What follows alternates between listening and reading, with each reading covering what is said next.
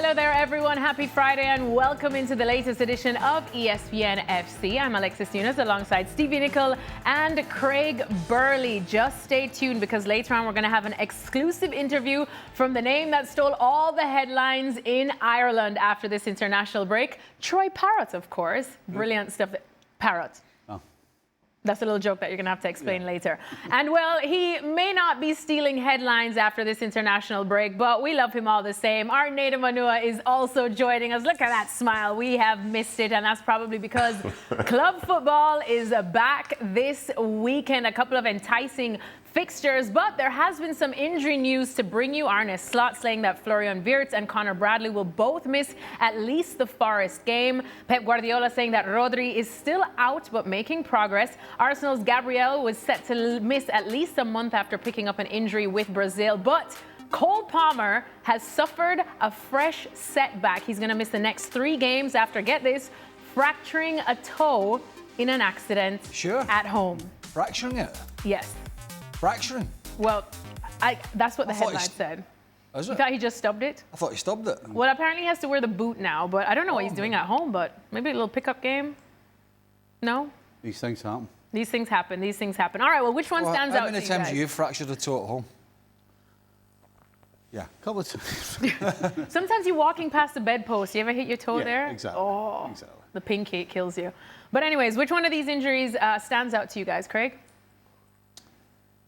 I forgot them. Well, you have no Wirtz, no Conor Bradley. Well, actually, no Gabriel at Arsenal. Florian Wirtz is an interesting. He continues to be an interesting one because he played well for Germany against a poor Slovakia side, it has to be said. But he did play well, created chances, and it would have been interesting to see. But for this injury, what Arne Slot's thought process was on his return playing against Nottingham Forest at home, I believe. So that one, I mean, Gabriel we know is a big player, set pieces defensively, but and Arteta said it, they have some cover, so they should be okay. But I think Wirtz was going to be an interesting one, was he going to go back into the team, or was he going to continue on the bench? So I suppose at this moment in time we won't know the answer to that. Stevie, which one stands out to you? I'm 100% going with Florian Wirtz. I thought this would be the ideal scenario at home against Nottingham Forest, the team that you're supposed to beat. He's coming off a couple of assists for Germany. Anybody who does anything, anybody who scores goals, who makes goals, who has a great game, the next time they step on the field, they feel 10 feet tall. Mm-hmm. And they feel ready that something good's going to happen. And the fact that he has been struggling in the Premier League, this would have been a great opportunity because of the opposition, because of playing well for Germany, to get him on the field, because he has to acclimatise and get used to the pace of the Premier League, and he's only going to do that if he's on the field. Mm-hmm. So for me, 100% it's Florian Wirtz. This would have been the ideal time to get him on the ball, because Liverpool will have plenty of the ball against Forest. Unfortunately, it's not going to happen. Nader, of course, for Arsenal, it's a big blow to not have Gabriel, even though Craig said that they do have a squad that they shouldn't suffer too much, but we do know exactly how much of a stalwart he has been, especially in that back line for the Gunners. If you're looking at this from your Manchester City goggles, is this some blood in the water that City may be smelling?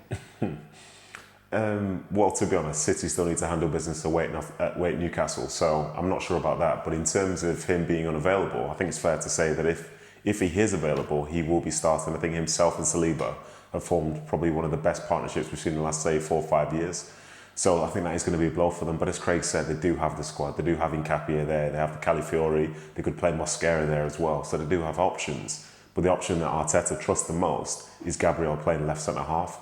So I think that could be an interesting sort of like question mark for them going forward, especially because he's going to be out for a month. And it's not to say that, you know, the defence isn't necessarily going to be good because he's not there. But it's different, not least of all the set piece element of it in terms of defending and attacking, and it changes the rhythm just that little bit, because for Arteta, for as much as he has his squad, there's certain players that he always wants to play, and Gabriel is one of them. But I think to piggyback on what the guys were saying as well, like I get the Wirtz thing, but I've got to say, like personally, I think Cole Palmer and Roger are in an interesting position as well, because for Cole Palmer, you know, his career is still relatively young in the grand scheme of things, and he's done so well, he's played in the European Championship final and so on. But this last period now has been his toughest period. Last year, back half of the season, wasn't as prolific as we'd seen in times gone by. And then now this season, he's seen his Chelsea side do well without him, to the point where if he was to come back in, who exactly does he come in for? So that's a question mark. And then Rodri as well, you know, trying to recover from that knee injury. But as many people have expected, it's not just the knee anymore. You know, it's a hip injury, it's a thigh injury, it's a hamstring injury.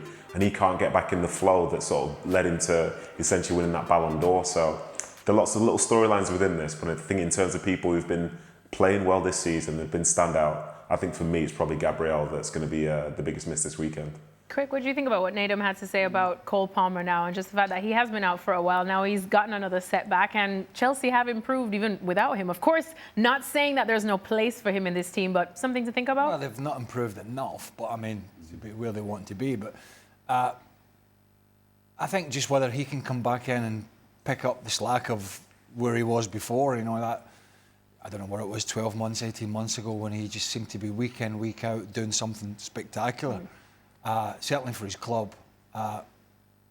Whether he can do that again, coming in with a slightly different personnel there with João Pedro and one or two others, Esteval, who looks really, really lively. So yeah, that's going to be, it actually reminded me, talking about the toe of former teammate of mine, Dave Besant, who dropped the, as a goalkeeper, the salad cream fell out of the kitchen cupboard. Broke his toe? And Dave wasn't able to grab it in time. And it sliced, the glass smashed right in the corner of his toe, and it slashed it open so much as he needed stitches. So these things do happen, not as often as you would imagine. But yeah, Cole Palmer, I think Chelsea, to cut a long story short, Chelsea need to get Cole Palmer fit again and operating as we know he can if they're going to have a real chance of pushing the teams at the top all the way.